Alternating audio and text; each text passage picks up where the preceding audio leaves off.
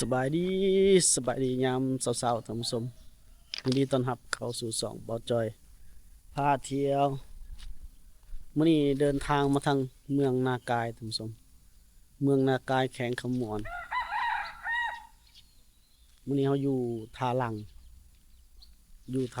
ของเมืองนากายมาแต่เมื่อวานนี่นอนค้างคืนอยู่ที่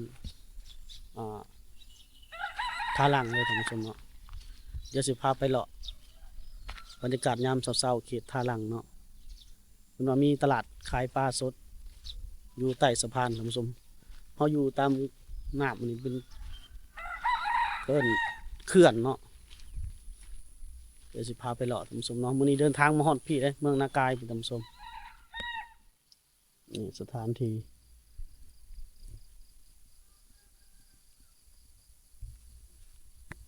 มีแต่ภาษาอังกฤษทั้งหมดเป็นเขียนไว้ต้อนรับนักท่องเที่ยวบรรยากาศตอนเช้าฝนตกนะท่านผู้ชม Welcome to ทาลังเนาะ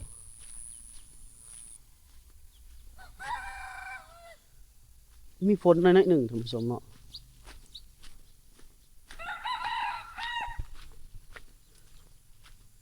นี่เขานอนนี่แล้วเมื่อคืนนี่ท่านผู้ชมคืนหนึ่ง300,000 กว่าน่าจะ500 บาทมันเป็นกึ่งลงบ้านพักกึ่งรีสอร์ทนั่นแหละ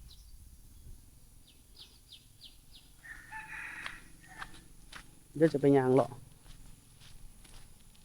อันนี้มากับทีมงานจิตอาสาทางเมืองไทยที่เดินทางมาจากจังหวัดเชียงใหม่เด้อท่านผู้ชมพี่ก่อนเขาไปแจกวันที่29เขาไปแจกของสวยเรือบ้านพวนคำเมืองยมราชเป็นจิตอาสาเนาะแล้วหลังจากแจกของแล้วเขาก็มาพี่จุดเขื่อนหาปลาอุทยานแห่งชาตินากายน้ำเทินมันเป็นหน้าเขื่อนเนาะท่านผู้ชมจุดเขื่อนไปหาปลาอุทยานแห่งชาตินากายน้ำเทินเมืองนากายว่าซั่นนี่เขากินข้าวกินน้ำอยู่นี่แหละเมื่อคืนนี่รีสอร์ทโฮมสเตย์มีอย่างประมาณนี้แหละท่านผู้ชมนี่ก็หน้าเขื่อนเมื่อวานนี่ก็ทีมงานที่เพิ่นมาจากเมืองไทยเพิ่นก็ไปพายเรือไปตกปลาอยู่พูนเนาะช่วงนี้น้ำมันลดลงแน่น้ำถ้าน้ำขึ้นมันจะงามกว่านี้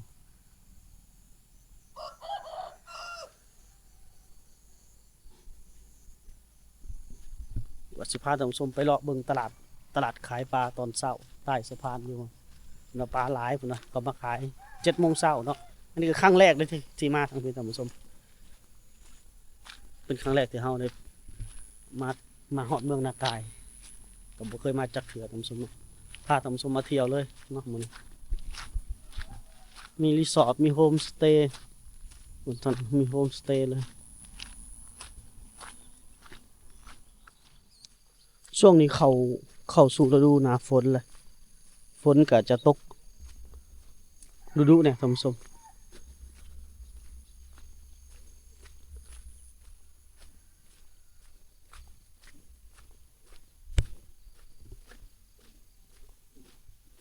แถวนี้มันคนขายเครื่องขายของ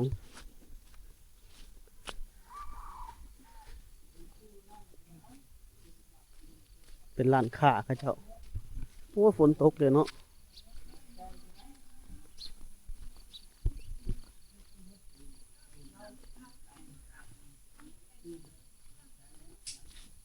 นี่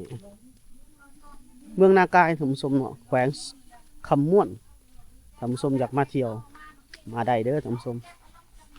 มีทาลังมีอะไรเป็นแถวนี้อาจจะห้านค้าขายของยังบ่เห็นเพิ่นมาขายปลาเนาะน่าจะพูดว่าทีมงานบอกว่า7 โมงเช้าจะมีชาวบ้านที่ไปหาปลามาเขาเจ้าก็มาขายอยู่นี่แหละท่านผู้ชม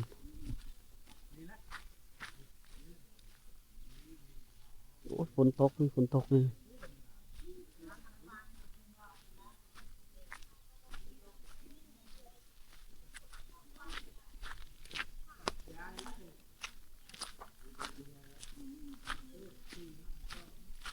ถ้าเฮาโชคดีก็สิเห็นเพิ่นมาขายปลาเนาะ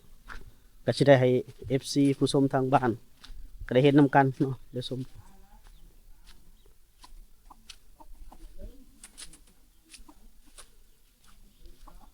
เขื่อนน้ำเทิน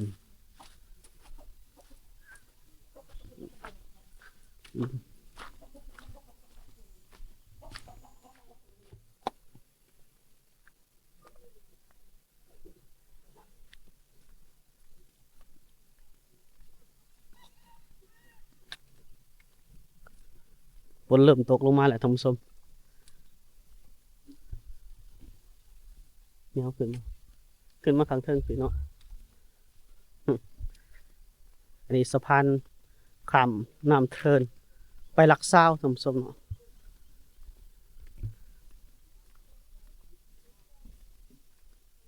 ฝนตกก็ฝนบ่ตกก็สิเห็นคนมาหลายแน่เนาะอย่าไปเฮานั้นมันสิมีเรือเด้อท่านผู้ชมอยู่เรือนั่งไปตกปลาชาวบ้านเพิ่นไปหาปลา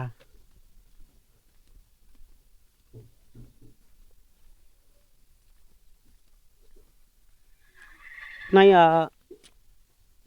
รีสอร์ทเมื่อคืนเมื่อวานนี้ทีมงานที่มาจากเมืองไทยน่ะเพิ่นเซาเรือแล้วก็พาย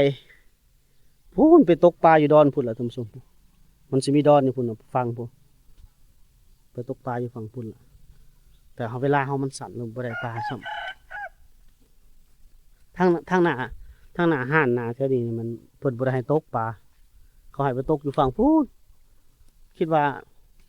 มันเป็นเส้นทางที่ว่าเรือชาวบ้านเพิ่นไปหาปลาและปลามันบ่ค่อยออกตามเบิกเนาะตามที่พี่ๆทีมงานเพิ่นเว้าเนาะอากาศดีสดชื่นค่ารีสอร์ทนั่นจักสิว่ารีสอร์ทหรือว่าโรงแรมก็บ่แม่นว่าบ้านพักซะยกระดับขึ้นมาหน่อยนึงมันบ่ถึงกับว่าเป็นโรงแรมเนาะคืนหนึง500 บาทท่านผู้ชมบ่จอยนี่นอนกับแฟน2 เตียงนี่คือสะบานเพิ่นไปหาปลาโอ้บรรยากาศนี่ออกมาถ้าฝนบ่ตกเนาะแบบเฮาอยากเห็นตอนที่พระอาทิตย์ขึ้นตอนเช้าๆนี่โอ้งามขนาดจินตนาการไว้อย่างนั้นแหละมื้อเช้านี่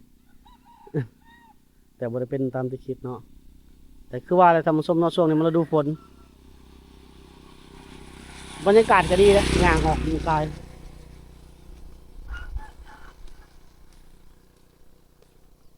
โอ้นี่ท่าเรือแข็ง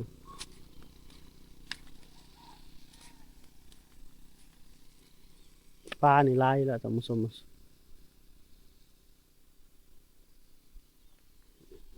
เป็นเรือเอิ้นเรือหยังกะบุ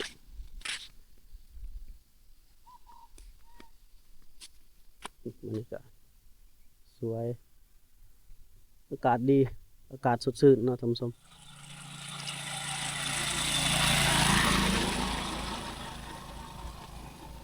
ชาวบ้านเพิ่นมาแต่ใส่มอง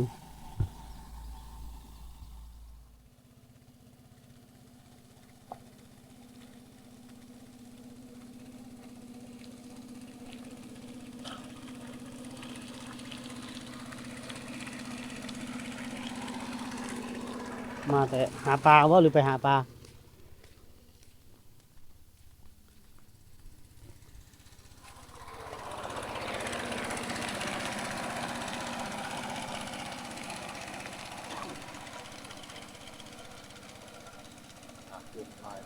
โอ้เสียดายฝนตกเนาะถ้าฝนบ่ตกนี่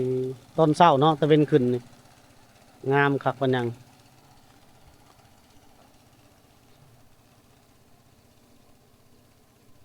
ตอนนั้นก็เรือมาแล้วท่านผู้ชม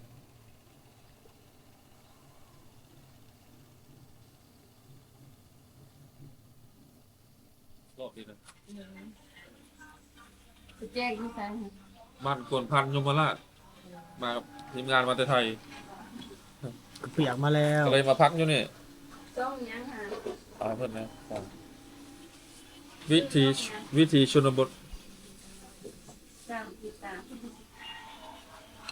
เฟซบุ๊กก็ได้ วิถีชนบทกับตาจอยชนบทลาวแล้วกับบ่าวจอยพาเที่ยวอีกโอ้หลายช่องเลยบรรยากาศยามเช้าๆเวลาประมาณ 7-8 โมงที่ท่าลังเมืองนากายแขวงขมวนที่ท่าลัง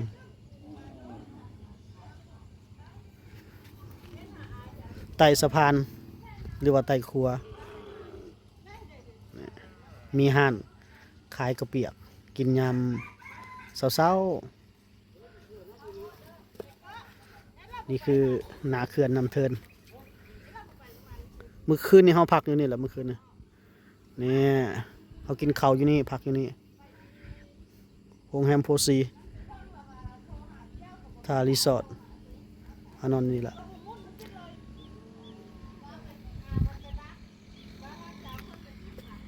บรรยากาศยามเช้าๆที่เมืองนากายแขงขมวนโพนผู้ใดอยากมาตึกเบ็ดตึกปลามาตกปลาได้เด้ออยู่เพี่ตามหน้าเขื่อน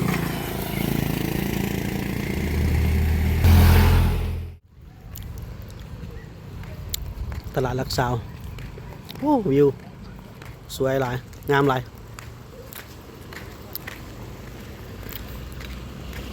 มันยางเลาะลิดซื่อๆดอกแล้วก็กลับ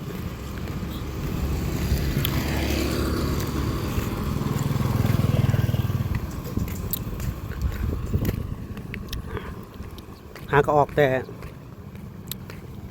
ทาลังเมืองนากายมาฮอดตลาดลักษาวแต่ก็สิไปต่ออีกภูพาม่านพุ่นละทำกงรอ